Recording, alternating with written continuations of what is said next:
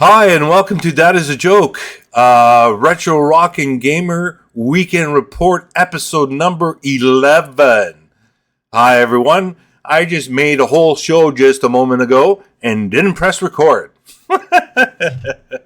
Oh, boy. Okay, folks, here we go. Not much news this week. Very, very quiet on the Atari front. Just little things that came up that we're going to talk about here. Nothing special.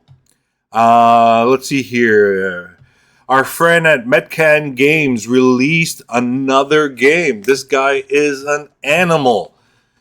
He released. Hold on, I gotta look at it at the VCS. Metcan's Traffic Missions. Another sort of car driving game that he just put out. So, like, this guy's pumping out games like there's no tomorrow and really supporting the Atari VCS platform, which is really, really cool. Starting to see a lot of people buying the Atari VCS. A lot of chatter on Facebook and on Twitter. People are picking up, so that's really, really good news to see that happening. Let's see here. Unsung Warriors beta is going to be released on June 30th for all backers of the game. The prologue of the game was a huge hit at Christmas time. When I took the VCS over to my parents' place for a big party, my niece and my daughter just fell in love with the game and were playing it for a couple of hours, which was really cool to see. And it's really good to see them, coming out with the beta very shortly. Let's see here. Also, honestly,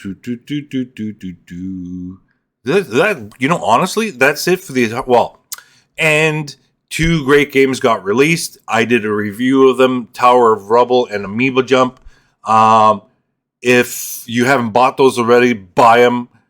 I mean, if you don't even want to watch my videos, just go buy them. They're really, really good. I mean, they're awesome. They're actually one of the guys from Obsidian, dude, I forget your handle on Twitter, but you said there were gems. You're absolutely right. Those are gems of two gem games, and the animation of Tower of Rubble is fantastic.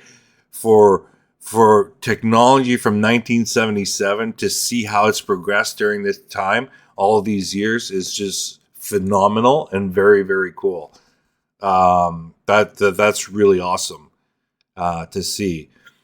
Okay, so now we're going to talk about a few housekeeping items. Okay, so what I did was I installed Launchbox, which is sort of like if nobody's heard of it, it's another program that does emulation and stuff like that. So what I'm going to be doing during the live broadcasts at 9 o'clock in the morning every Saturday, which I got to do one very soon. Holy crap, I'm running out of time. So I installed all the arcade ROMs, all the console ROMs. So you can guys watch me play the old school games, and we can, have a chat about them on the chat, talk about them, laugh about them, see how I suck at them, and just make it, really fun. I think it's a slight change from what I was doing before for the live broadcast, but I think this will make it more fun and more interactive, and that's what I'm looking for.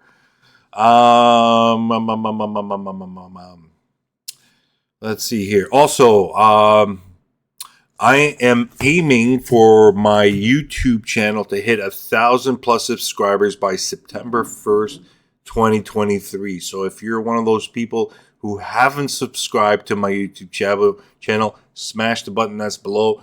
Hit the bell so you know when I'm go live or when I record, when I make a recording. All this counts, so I can reclaim the ad money that Google is taking from me on my channel, and it'll come to me because I'm doing all the work here. Blah blah blah. Also, I just want to quickly talk about this interesting thing is that the perception of arcade games versus home console depends who you talk to. Was a different. Okay, let me give you an example. Okay, um, I was interviewed by. Oh God, I keep forgetting his name, man. Um, Ballistic Coffee Boy. Okay, he's a YouTuber, Atari guy. He interviews a lot of people. He's got a really good show. So if you want to stop by and check him out, please do. And when he interviewed me, we were chatting about, um, like for instance, when Atari Pac-Man came out, he thought it was the best thing since sliced bread. He loved it. I hated it. Now the difference is that he's younger than me, so he didn't have that much exposure to the arcades or didn't go out as much to the arcade. When you're younger, it's not that easy. But I was a teenager at that point, and I used to spend a lot of time at the arcade. Even if I had a quarter on me, I'd spend a lot of time there just to hang out, chat with friends, blah blah blah. But when you're used to seeing Pac-Man the way it is in the arcade, and then you see the 2600 version, it's like, oh my God, what a piece of crap. So that's the difference, right? For him, it was awesome. For me, it was crap. Donkey Kong. He liked it on the 2600. I hated it because I had that exposure. But the one thing that's the thing that it was interesting for me, or it's interesting now to think about it, is that ColecoVision did a good job of porting games from the arcade to their system. They were able to do it properly. I mean, it wasn't 100%, but I mean, damn, it was really close and really well done. Okay? But at the same time, the original IPs on the Atari did fantastic, right? Think of the whole Activision catalog, all original IPs. Yes, they were influenced by some of the arcade games like Chopper Command and what have you, right? That is like a Defender type of game, but you had nothing to compare, so you fell in love with it automatically. You know what I'm saying? When you compared it to the arcade, there's that critical eye that comes out. It's like, oh man, it looks and plays better in the arcade. Why should I spend that $30 of $80 1980s dollars on it? Where I can spend a quarter and just play it in the arcade, or spend $10 playing it at the arcade trying to get good at it. But like the Active Pitfall, huge hit. There was nothing to compare in the arcade, so it was a huge hit. Yar's Revenge, same thing, original IP.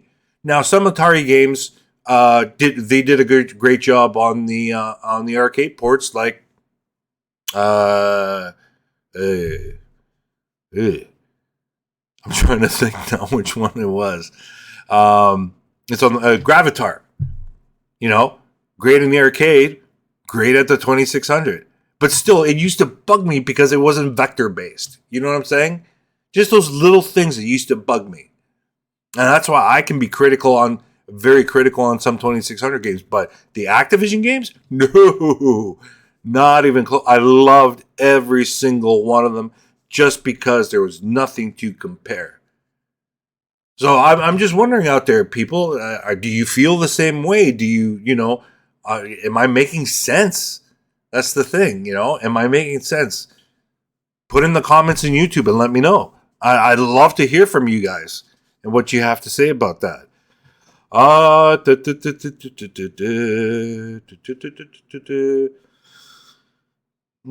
To show, let's see here. What else?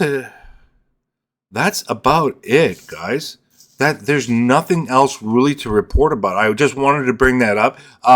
No off the wall segment this week because news was quiet. There's nothing off the wall. The off the wall is more of a what's it called? A speculation type of thing. So it's a fun little segment to speculate about different stuff. And there was nothing really to speculate about this week, so I have not done that.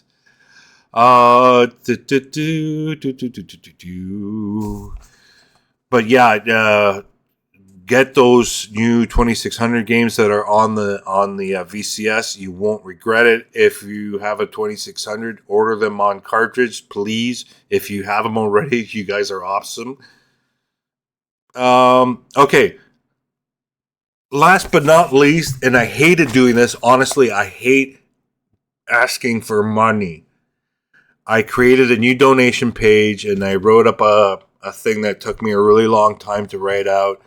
Um, Check it out. If you guys want to help support Dadisajoke, myself, I want to do a lot more, but I mean, the costs of, for GoDaddy, for the website and stuff like that, the podcasting thing, there's a lot of costs involved. I mean, the internet's free is not free anymore, to be quite honest with you. Every time I look for something that I can do for free, it's either extremely limited or just plain old crap. So sometimes you just have to bite the bullet and pay for it. So if you want, go to the donations page, read it. If you want to throw a couple of bucks my way, that's great. So I want to move this forward. I feel like I'm stagnant right now. And if I had some more money, I can push this a lot more further and make this a lot more fun. I hope you understand what I'm trying to say. But if you don't want to, that's cool too. Your support either way, let people, you don't have to spend money. Just let your friends and other people know about me. I mean, that's in just as it is enough. Yeah, so that's it. That's it, folks.